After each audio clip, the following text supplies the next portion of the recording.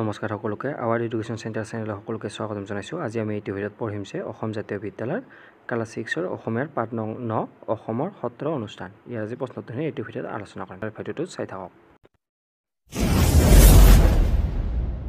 প্ৰথমতে 1 নম্বৰত দি আছে যে প্ৰথমে কোৱা তাৰপিছত লিখা। প্ৰথম ক নম্বৰ প্ৰশ্নটো আমাৰ দি আছে, মহাপুৰুষজনাই কি উদ্দেশ্যৰে সত্ৰ অনুষ্ঠানৰ সৃষ্টি কৰিছিল? ইয়াৰ উত্তৰটো লিখিব লাগিব যে নৱ বৈষ্ণৱ ধৰ্মৰ প্ৰচাৰ আৰু প্ৰসাৰৰ সুবিধাৰ কাৰণেই মহাপুৰুষ শ্ৰীমন্ত শংকৰদেৱে সত্ৰ অনুষ্ঠানৰ সৃষ্টি কৰিছিল।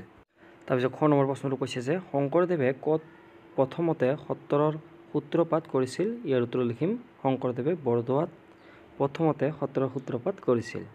গ নম্বৰটো যে মাধৱদেৱ দামোদৰদেৱ আদি গুৰুসকলে ক'ত ক'ত সত্ৰ স্থাপন কৰিছিল? ইয়াৰ উত্তৰ লিখিম মাধৱদেৱ দামোদৰদেৱ আদি গুৰুসকলে বৰপেটা পাটবাউসী আদি ঠাইত সত্ৰ স্থাপন কৰিছিল। খ নম্বৰ সত্ৰৰ মুখ্য অনুষ্ঠান কি? ইয়াৰ উত্তৰ লিখিম সত্ৰৰ মুখ্য অনুষ্ঠান হ'ল নামঘৰ। ঙ নম্বৰটো যে বাটচৰা কি? ইয়াৰ উত্তৰ লিখিম যে বাটচৰা হ'ল সত্ৰলৈ সোমোৱা পদূলিৰ মুখত সাজি থোৱা সৰু ঘৰ। প্ৰথম 6 নম্বৰ প্ৰশ্নটো যে ভকতসকল থাকিবৰ কাৰণে সত্ৰৰ চাৰিওফালে কি কি থাকে? ইয়াৰ উত্তৰ লিখিম যে ভকতসকল থাকিবৰ কাৰণে সত্ৰৰ চাৰিওফালে হাতী পথিলা ভঁৰাল আদি থাকে। দ্বিতীয় 6 নম্বৰটো যে সত্ৰৰ মুখ্য কাৰ্যনিৰ্বাহকজনক কি বুলি কোৱা হয়? তেওঁক কণ কণ বিষয়ববীয়াই সহায় কৰে। ইয়াৰ উত্তৰ লিখিম যে সত্ৰৰ মুখ্য কাৰ্যনিৰ্বাহকজনক সত্ৰাধিকাৰ বুলি কোৱা হয়। তেওঁক মেধি পাচনি মুক্তিয়াৰ খাটনিয়াৰ আলধৰা পালধৰীয়া গায়ন বায়ন সূত্ৰধাৰ পাঠক নাম লগোৱা আদি বিষয়ববীয়াই সহায় কৰে। পৰীক্ষা নম্বৰটো যে ভাৰতবৰ্ষত গণতান্ত্ৰিক পদ্ধতিৰ প্ৰথম প্ৰচলন সূত্ৰসমূহৰ ঘটে কি কাৰণে ক'ব পৰা যায় বুজাই লিখা। ইয়াৰ উত্তৰ লিখিম যে ভাৰতবৰ্ষত গণতান্ত্ৰিক পদ্ধতিৰ প্ৰচলন সত্ৰসমূহত ঘটে কিয়নো সত্ৰৰ দৈনন্দিন কাৰ্যপ্ৰণালী চলিছিল সম্পূৰ্ণ গণতান্ত্ৰিক পদ্ধতিৰে। বিভিন্ন ঠাইৰ পৰা অহা লোকসকলক অধিকাৰজনে সত্ৰৰ নামঘৰত শৰণ দিয়াৰ লগতে সত্ৰৰ ৰাজমেধি বা বৰমেধিজনক সত্ৰৰ প্ৰতিনিধিৰূপে গাঁও অঞ্চলত শৰণ দিবলৈ পঠোৱা হয়। তদুপৰি এই মেধিজনেই গুৰুকৰ পছা আদি তেলাৰ লগতে বিভিন্ন ঠাইত থকা শিষ্যসকলৰ লগত সম্পৰ্ক ৰক্ষা কৰি থাকে। বহুত ক্ষেত্ৰত সত্ৰ এখন হ'ল সামাজিক বিচাৰথলী। এইখিনি লিখিলে হৈ যাব। তাৰপিছত নেক্সট প্ৰশ্নটো দি আছে 6 নম্বৰটো যে অসমখনক সাংস্কৃতিক দিশত আগুৱাই নিয়াত সত্ৰই কেনেধৰণৰ ভূমিকা গ্ৰহণ কৰে? ইয়াৰ উত্তৰ লিখিম সত্ৰসমূহত নৃত্য গীত আদিৰ চৰ্চা হোৱাৰ লগতে কুটীৰ শিল্পৰো বিকাশ সাধন হৈছিল। সত্ৰৰ নামঘৰতেই ভকতসকলৰ মাজত নাম কীৰ্তনৰ লগতে শাস্ত্ৰৰ ব্যাখ্যা হয়।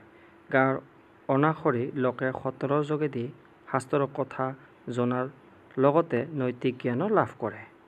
ঞ নম্বৰটো যে কিহৰ জৰিয়তে শংকৰদেৱে ভাওনা অনুষ্ঠানৰ পাতনি মেলিছিল? ইয়াৰ উত্তৰ লিখিম চিহ্ন যাত্ৰাৰ জৰিয়তে শংকৰদেৱে ভাওনাৰ অনুষ্ঠান পাতনি মেলিছিল। ত নম্বৰটো যে অসমীয়া সাহিত্য জগতলৈ সত্ৰসমূহৰ অৱদান কেনেকুৱা? ইয়াৰ উত্তৰ লিখিম যে শংকৰদেৱ মাধৱদেৱৰ উপৰিও পৰৱৰ্তী বৈষ্ণৱ ভক্তসকলে ভাওনাৰ কাৰণে নাট আৰু বিভিন্ন পুথি ৰচনা কৰিছিল। এই সত্ৰসমূহতে এজন ব্যক্তি সত্ৰাধিকাৰ নিৰ্বাচিত হোৱাৰ লগে লগে এখন নাট ৰচনা কৰিবলগীয়াটো সত্ৰসমূহত এটা পৰম্পৰাত পৰিণত হৈছিল। এই নাটকসমূহত শংকৰদেৱ মাধৱদেৱৰ দ্বাৰা ৰচিত নাটৰ সকলোবোৰ বৈশিষ্ট্য ৰক্ষিত হোৱা নাছিল যদিও এইবোৰে অসমীয়া নাট্য সাহিত্যৰ পৰিসৰ বৃদ্ধিত যথেষ্ট অৰিহণা যোগাইছিল। গতিকে দেখা যায় যে অসমীয়া সাহিত্য জগতলৈ সত্ৰসমূহৰ অৱদান অপৰিসীম। এইখিনি লিখিলে হৈ যাব। নেক্সট প্ৰশ্নটো দি আছে ঠ নম্বৰটো যে সামাজিক সংগঠনৰ ক্ষেত্ৰত সত্ৰসমূহৰ অৱদান কেনেধৰণৰ? ইয়াৰ উত্তৰ লিখিম যে শংকৰদেৱ মাধৱদেৱৰ পিছত আজি কপতি সত্ৰসমূহে বৈষ্ণৱ ধৰ্ম প্ৰচাৰৰ কাৰণে চলাই অহা নিৰৱচ্ছিন্ন প্ৰচেষ্টাৰ ফলস্বৰূপে এক বৃহৎ সংখ্যক লোকে সত্ৰসমূহত শৰণ লৈ সেইসমূহৰ শিষ্যত্ব গ্ৰহণ কৰিছিল। লগে লগে এই লোকসকলে একেটা আদৰ্শৰ দ্বাৰা পৰিচালিত হৈ একতা স্থাপন কৰিব পাৰিছে। ফলত সমাজত থকা বিভিন্ন বিশৃংখলতা বহু পৰিমাণে দূৰ হৈছে। আনহাতে অসমত আজিৰে পৰা বিভিন্ন জাতি উপজাতি বিভিন্ন ধৰ্মৰ লোকে বাস কৰি আহিছে। কিন্তু সত্ৰ নামঘৰলৈ জাতি ধৰ্ম বৰ্ণ নিৰ্বিশেষে সকলো শ্ৰেণীৰ লোক যাব পাৰে। এই ব্যৱস্থাই জাতীয় সংহতিত প্ৰভূত পৰিমাণে অৰিহণা যোগাইছে। গতিকে দেখা যায় যে সত্ৰসমূহৰ জৰিয়তে অসমৰ মানুহক একতাৰ ডোলেৰে বান্ধিবলৈ চেষ্টা চলোৱাৰ ফলস্বৰূপে সমাজত শান্তি বিৰাজ কৰিছে। এইখিনি লিখিলে হৈ যাব। নেক্সট প্ৰশ্নটো দি আছে 2 নম্বৰত যে চমুৰুকা লিখা প্ৰথমে দি আছে নামঘৰ, ভাওনা, কুটিৰ শিল্প, সূত্ৰধাৰ। ইয়াৰ প্ৰথমটো দি আছে নামঘৰ। এইটো লিখিব লাগিব এনেকৈ যে সত্ৰৰ মুখ্য অনুষ্ঠান হৈছে নামঘৰ। নাম কীৰ্তন উৎসৱ আদি বিভিন্ন কাৰ্য নামঘৰতে হয়। সমাজৰ বিভিন্ন কামৰ আলোচনা বিচাৰ আদিও নামঘৰতে অনুষ্ঠিত হয়। ভাওনাৰ কাৰণে প্ৰয়োজনীয় মুখা অস্ত্ৰ শস্ত্ৰ সাজ পোছাক আদিও তৈয়াৰ কৰা হয় নামঘৰতে। নামঘৰত জাতি ধৰ্ম বৰ্ণ নিৰ্বিশেষে সকলো শ্ৰেণীৰ লোকেই আহ যাহ কৰিব পাৰে। নামঘৰ সত্ৰ পৰিচালনাৰ মুখ্য স্থলী বুলি ক'লেও বঢ়াই কোৱা নহ'ব। এইখিনি লিখিলে হৈ যাব। নেক্সট প্ৰশ্ন দি আছে ভাওনা। এইটো লিখিম যে মহাপুৰুষ শংকৰদেৱে নৱবৈষ্ণৱ ধৰ্মৰ প্ৰচাৰৰ সুবিধাৰ কাৰণে ভাওনা অনুষ্ঠানৰ সৃষ্টি কৰিছিল। চিহ্নযাত্ৰা ভাওনাৰ জৰিয়তে এই অনুষ্ঠানৰ পাতনি মেলা হৈছিল।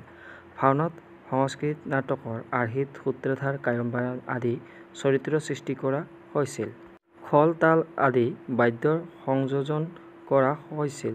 ভাওনাত বিভিন্ন চৰিত্ৰত ৰূপদানৰ বাবে মুখা অস্ত্ৰ শস্ত্ৰ সাজ পোছাক আদি তৈয়াৰ কৰিব লাগিছিল। ভাওনাৰ নাটৰ বিষয়বস্তু হৈছে পৌৰাণিক। ভাগৱত হৰিবংশ আদি পুৰাণৰ পৰা কাহিনী লৈ ভাওনাৰ বাবে নাটৰ সৃষ্টি কৰা হৈছিল।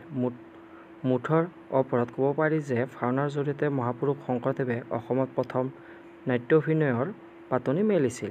তাৰপিছত দি আছে কুটিৰ শিল্প। এইটো লিখিম যে কুটিৰ শিল্প বুলিলে আমি প্ৰধানকৈ ঘৰতে বিশেষ কোনো যন্ত্ৰ পাতিৰ সহায় নোহোৱাকৈ হাতেৰে বিভিন্ন সামগ্ৰী তৈয়াৰ কৰাকে বুজাওঁ। কুটিৰ শিল্পৰ ভিতৰত প্ৰধানকৈ বিভিন্ন বাঁহ বেতৰ কাম, হাতী দাঁতৰ শিল্প, স্বৰ্ণ শিল্প, কুমাৰ আৰু কুমাৰৰ দ্বাৰা সৃষ্ট সামগ্ৰী, কাঁহ পিতলৰ শিল্প, তাঁত শিল্প আদিকেই বুজোৱা হয়। কুটিৰ শিল্পৰ অধিকাংশ সামগ্ৰী মূলতঃ প্ৰয়োজনৰ সামগ্ৰী হ'লেও এই শিল্পৰ চৰ্চা কেৱল প্ৰয়োজনৰ পৰিধিতে সীমিত নহয়। ইয়াৰ প্ৰয়োজনৰ লগতে ৰুচিবোধৰো সংযোজন ঘটে। ফলত কুটিৰ শিল্পত তৈয়াৰী সামগ্ৰীসমূহ মজবুত হোৱাৰ লগতে দেখিবলৈও মহমহা হয়। এইখিনি লিখিলে হৈ যাব। নেক্সটটো দি আছিলে সূত্ৰধাৰ। এইটো লিখিব লাগিব যে মহাপুৰুষ শংকৰদেৱে প্ৰৱৰ্তন কৰা অংকীয়া ভাওনাৰ এক অন্যতম অংগ হ'ল সূত্ৰধাৰ। নাট একোখনত সূত্ৰধাৰে একেৰাহে অভিনয় পৰিচালনা ব্যাখ্যাকাৰক আদি বিভিন্ন কাৰ্য কৰাৰ লগতে নাচ গানতো অংশগ্ৰহণ কৰে। আৰম্ভণিৰ পৰা শেষলৈ নাট একোখন আগবঢ়াই নি গতি প্ৰদান কৰাত সূত্ৰধাৰৰ ভূমিকা অপৰিসীম। এইখিনি লিখিলে হৈ যাব। নেক্সট প্ৰশ্নখিনি দিয়া আছে 3 নম্বৰত যে শংকৰ মাধৱ আৰু তেওঁলোকৰ অনুগামী শিষ্যসকলে অসমৰ কোন কোন ঠাইত সত্ৰ স্থাপন কৰিছিল। ইয়াৰ উত্তৰ লিখিম যে শংকৰ মাধৱ আৰু তেওঁলোকৰ অনুগামী শিষ্যসকলে অসমৰ বিভিন্ন ঠাইত সত্ৰ স্থাপন কৰিছিল। এইবোৰৰ ভিতৰত বৰপেটাৰ পাটবাউসী, সুন্দৰীদিয়া, বৰপেটাত উজনি, কোৰাবাৰী, আউনীআটী, দক্ষিণ পাট, গড়মূৰ, কমলাবাৰী আদি প্ৰধান। 4 নম্বৰত দিয়া আছে যে পৰা বুজা আৰু লিখা। ইয়াতে প্ৰথমটো দিয়া আছে যে জঞ্জাল, ইটো দিয়া আছে নিজঞ্জাল। তাৰপিছত দিয়া আছে স্বাৰ্থ, ধৰ্ম দিয়া আছে, প্ৰয়োজন, জ্ঞান, বৰ্তমান। ইয়াৰ উত্তৰকেইটা এনেকৈ হ'ব যে জঞ্জাল, নিজঞ্জাল, স্বাৰ্থ, নিস্বাৰ্থ, ধৰ্ম, অধৰ্ম, প্ৰয়োজন, অপ্ৰয়োজন, জ্ঞান, অজ্ঞান, বৰ্তমান, অতীত হ'ব। 5 নম্বৰত দি আছে যে খালী ঠাই পূৰ কৰা। প্ৰথম ক নম্বৰটো যে সত্ৰৰ মুখ্য কাৰ্যনিৰ্বাহকজনক কি বুলি ইয়াত লিখিব দিছে। তাৰপিছত খ নম্বৰত ভাওনাত প্ৰথমে ভাওনাৰ অংশৰ চমু বিৱৰণ কৈ দিবলৈ ওলোৱা ভাৱৰীয়া। গ নম্বৰত গান বাজনা কৰা লোক। খ নম্বৰত খোল মৃদং বজোৱাত পাকৈত লোক। ঙ নম্বৰত মানুহৰ ঘৰলৈ সোমোৱা বাটৰ সন্মুখভাগ তাক কি বোলে এইবিলাক লিখিব দিছে। ইয়াৰ উত্তৰকেইটা এনেকৈ হ'ব যে দিয়া আছে প্ৰথম 6 নম্বৰত যে পদূলিমুখত সাজি থোৱা ঘৰ।